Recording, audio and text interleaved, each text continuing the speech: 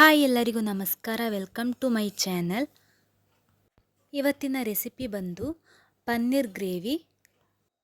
ಪನ್ನೀರ್ ಗ್ರೇವಿಯನ್ನು ಯಾವ ಥರ ಮಾಡುವುದಂತ ನಿಮ್ಮ ಜೊತೆ ನಾನು ಶೇರ್ ಮಾಡ್ತಾ ಇದ್ದೇನೆ. ಇಲ್ಲಿ ನಾನು ನಂದಿನಿಯವರ 200 ಗ್ರಾಂ ಪನ್ನೀರನ್ನು ತೆಗೆದುಕೊಂಡಿದ್ದೇನೆ. ಪನ್ನೀರನ್ನು ಒಮ್ಮೆ ಚೆನ್ನಾಗಿ ತೊಳೆದು ಆಮೇಲೆ ಇದನ್ನು ಸಣ್ಣಗೆ ಕಟ್ ಮಾಡಿಕೊಳ್ಬೇಕು.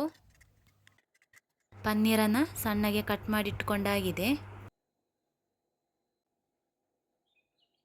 ಗ್ರೇವಿ ಮಾಡಲಿಕ್ಕೆ ಇನ್ನು ನಾವು ಮಸಾಲೆಯನ್ನು ತಯಾರು ಮಾಡುವ.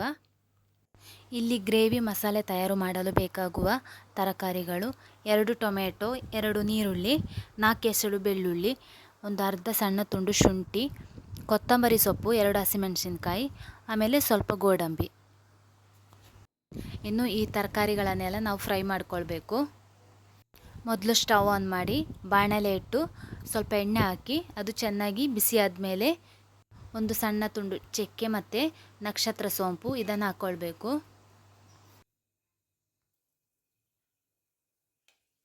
ಎಣ್ಣೆ ಚೆನ್ನಾಗಿ ಬಿಸಿ ಆದಮೇಲೆ ನೀರುಳ್ಳಿ ಮತ್ತು ಸಣ್ಣ ತುಂಡು ಶುಂಠಿ, ಬೆಳ್ಳುಳ್ಳಿ ಇವುಗಳನ್ನು ಹಾಕಿ ಚೆನ್ನಾಗಿ ಒಮ್ಮೆ ಫ್ರೈ ಮಾಡಿಕೊಳ್ಬೇಕು. ನೀರುಳ್ಳಿ ಚೆನ್ನಾಗಿ ಫ್ರೈ ಆದಮೇಲೆ ಟೊಮೆಟೊ ಮತ್ತು ಹಸಿಮೆಣಸಿನ್ಕಾಯನ್ನು ಹಾಕಿ ಒಮ್ಮೆ ಚೆನ್ನಾಗಿ ಫ್ರೈ ಮಾಡಿಕೊಳ್ಬೇಕು. ಈಗೆಲ್ಲ ಚೆನ್ನಾಗಿ ಫ್ರೈ ಆಗಿದೆ. ಇನ್ನು ಕೊನೆಯದಾಗಿ ಗೋಡಂಬಿ ಮತ್ತು ಕೊತ್ತಂಬರಿ ಸೊಪ್ಪು ಹಾಕಿ ಒಮ್ಮೆ ಚೆನ್ನಾಗಿ ಫ್ರೈ ಮಾಡಿಕೊಂಡ್ರೆ ಆಯಿತು.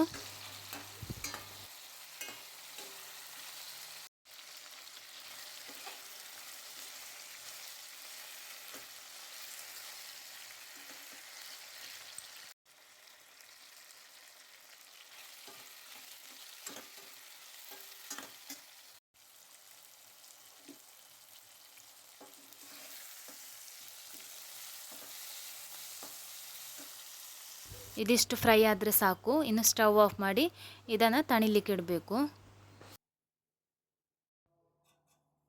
ಫ್ರೈ ಮಾಡಿಟ್ಟಂಥ ತರಕಾರಿ ಎಲ್ಲ ಚೆನ್ನಾಗಿ ತಣ್ಣದಿದೆ.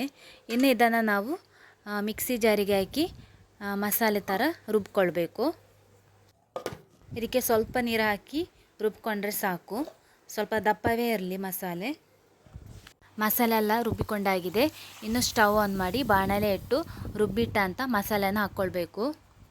ಇನ್ನು ಈ ಮಸಾಲೆಗೆ 1 ಸ್ಪೂನ್ ಅರಿಶಿನ ಪುಡಿ, 1 ಸ್ಪೂನು ಕೊತ್ತಂಬರಿ ಪುಡಿ, ಆಮೇಲೆ 2 ಸ್ಪೂನಷ್ಟು ಖಾರದ ಪುಡಿ ಹಾಕ್ಕೊಳ್ತಾ ಇದ್ದೇನೆ.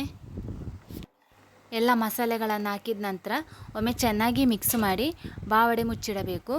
ನಂತರ ಚೆನ್ನಾಗಿ ಕುದಿ ಬಂದ ನಂತರ ಕಟ್ ಮಾಡಿಟ್ಟಂಥ ಪನ್ನೀರನ್ನು ಹಾಕಿ ಒಮ್ಮೆ ಚೆನ್ನಾಗಿ ಮಿಕ್ಸ್ ಮಾಡಿ ಮುಚ್ಚಿಟ್ರೆ ಆಯಿತು.